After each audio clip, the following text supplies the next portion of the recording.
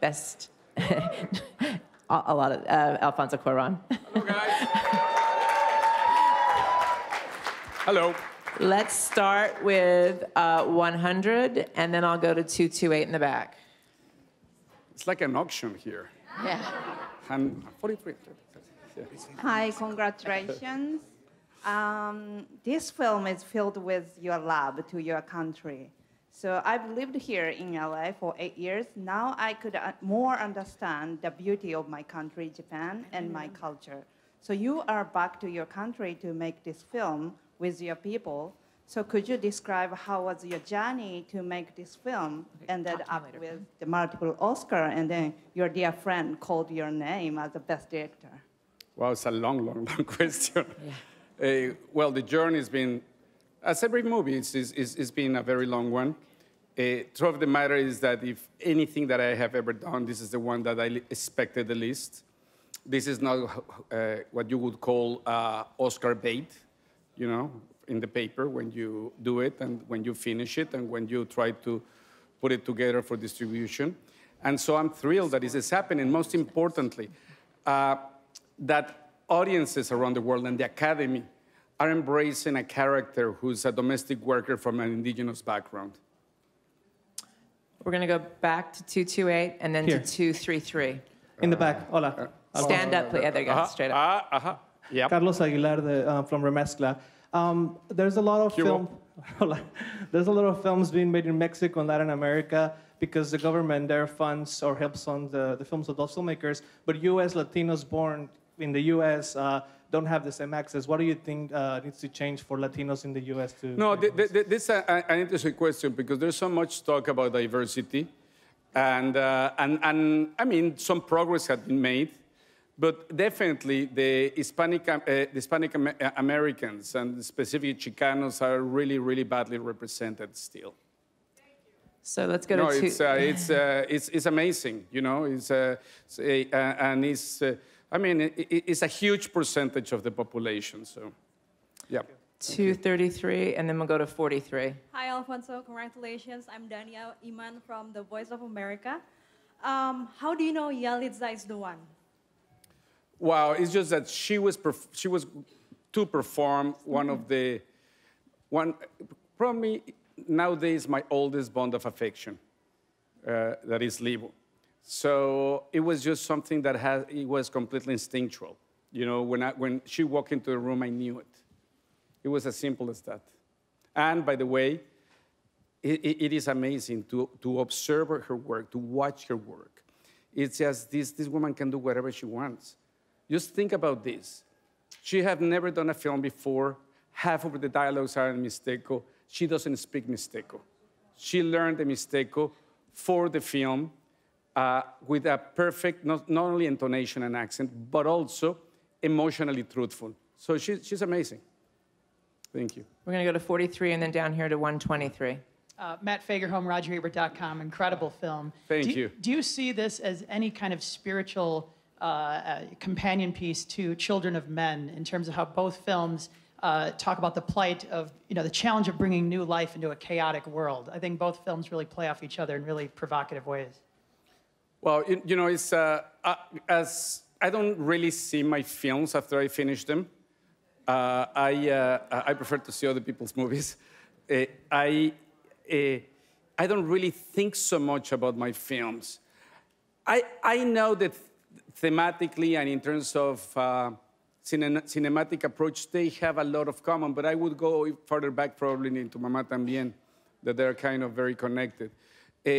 But yeah, I mean, I'm going to tell you something. The whole thematic of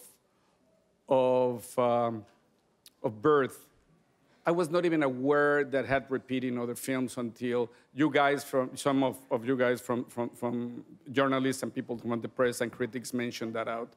So yeah, I guess that there is a connection, but it's more up to you to find it, I guess. Thank you so much. We're going to go here to 123 and then to 31. Hi. Alejandro Quevedo, Telemundo. First, I have to ask in Spanish, ¿cómo te sientes por romper tantas barreras? Primero con Netflix, tratando el tema de trabajadores domésticas y haciendo la conversación en México de sus derechos. y también de lo que Yalitza ahora ha generado un movimiento más allá. So what's the next step with all these barriers that you have broken from a streaming service like Netflix getting an Oscar to you telling another story that it's completely different and actually breaking the stereotypes that we have in Mexico and around the world? Mira, nada de esto es por diseño, no está diseñado. O sea, en realidad había una necesidad de hacer esta película. Una vez que estaba la película, era explorar las mejores posibilidades para la película, empujar las barreras de las limitaciones de muchas de esas estructuras. Pero lo más gratificante ha sido la conversación que se ha creado, la conversación acerca de las trabajadoras domésticas y la conversación acerca del racismo. Sobre todo en México, la conversación acerca del racismo en México. Algo que creo que es lo que estamos más orgullosos con la película es que está siendo utilizado como plataforma para dos grandes organizaciones de trabajadores domésticos, tanto en Estados Unidos como en la COSE en México y la Alianza de las Trabajadoras Nacional de las Trabajadoras Domésticas en Estados Unidos, como plataforma de su movimiento. Y indudablemente, Yalitza y cómo ha entendido la fuerza simbólica de este momento y con qué inteligencia, respeto y dignidad lo está ejecutando. Entonces, eso es lo que más gusto nos da. Muchas gracias. Going to 31 and then 52. El clásico. Hey, Alfonso from ¿Cómo Mexico. estás? Gracias, felicidades. This is in English for everybody. We are journalists and we have to publish what you're saying now. And in Mexico, as you know, there is a big party, there is a celebration and expectation. So what you will say to a Mexican who is going to read the newspaper tomorrow about winning Oscar for Best Foreign Language Picture, what is for you to bring that gold of the Oscar to the country with your movie? Well, this is a Mexican film.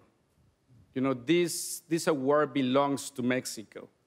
You know, it's a Mexican film in every single front. It's not that 95% of the crew was a Mexican crew. And the cast is 100% Mexican. But the thematic, the country, the landscape, everything is Mexico. This film doesn't exist if it's not from Mexico. I put it bluntly, I could not be here if it was not because of Mexico. Thank you very much. We're going to 52, and then we'll go to 119. Alfonso, México finalmente ganó la estatuilla por filme extranjero después de 9 intentos. Después de haber recibido tantos galardones, ¿este en específico tiene algún significado especial, siendo algo tan personal para ti? No, definitivamente. Creo que he venido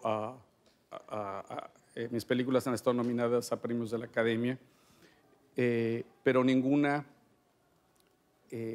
tan personal. Y no solo tan personal, sino que ninguna otra película que he hecho ha tenido la cantidad de nominaciones. En otras palabras, aquí lo que sucedió es que básicamente creo que la vieron como una película. O sea, y eso es testamento de Yalitza Aparicio y Mariana Tavira, que aprendieron a ver a estos personajes. Y al verlos, y no ver su prejuicio, sino a verlos directamente, emocionalmente, sintieron una conexión inmensa. Y entonces yo creo que eso, el reflejo de las distintas nominaciones, es por eso. Pero en realidad, por eso estoy tan agradecido con Yalitza y con Marina. Muchas gracias.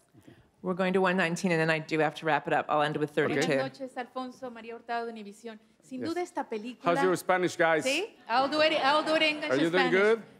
Sin duda esta película abrió una conversación para hablar de las mujeres domésticas y también hablar de nuestro México, que somos un pueblo con todo tipo de razas. This film opened a dialogue between what is Mexico and what's our culture, because we're different people in every point of Mexico City. So you open this amazing dialogue with your movie. No, I'm very pleased about that. As I said it before, it is one of the things that's been the most gratifying of the film. It was not by design. it was something that when I set up to do this film, I was just doing a personal story in the context that I believed it was a truthful story, a truthful context.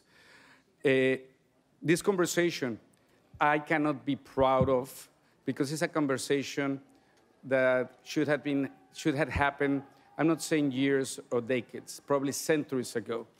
And I mean, it's a good thing that is happening, but it's a bit very, very late in the game. And we're going to wrap it up here with 32. Uy, ya es que ya, perdóname. Porque sí. Oh. Go ahead. Ahí lo traduce, ¿no? Acá, Alfonso, 32. Dime. MarcelaVargasMexico.com. Órale. ¿Te pregunto en español? Pues como quieran, es que es su cuarto. Vale, pues. Esta película que hiciste en México, regresas a México a filmarla, tocaste el corazón de millones de personas en todo el mundo. ¿Qué eco crees que tengan estos premios, no solo sobre tu carrera como cineasta, sino sobre todo el talento mexicano con el que trabajaste en esta película? Bueno, mira, en realidad estos premios, como tú lo sabes, hay una parte mediática, hay una parte de industria. Y en ese sentido, cualquier premio a cualquier país beneficia en cuestión de la percepción de la industria cinematográfica. Es innegable, esta película ha sido, no solo son la parte llamada técnica, que yo estoy en contra de llamar esa parte técnica, porque son artistas que están siendo nominados, celebrados, pero tenemos a nuestros dos actrices principales haciendo lo mismo. Eso crea en cuestión industrial una credibilidad. Y eso me parece muy bien. Además, pues de alguna manera facilita las puertas para la apreciación del cine en nuestro idioma en general y el cine mexicano en particular. Porque es una cosa importantísima. Todo el mundo me da mucho gusto que estén celebrando Roma de esta manera, pero creo que este año y los años anteriores han habido películas tan o más importantes que Roma que no han encontrado su lugar. Ojalá Roma sirva para facilitar algunas de esas puertas. Gracias. Thank you and congratulations. Muchísimas gracias. Thank you so much, all of you. And thank you for all this long journey. You've been amazingly respectful and supportive. Thank you so much. Thank you.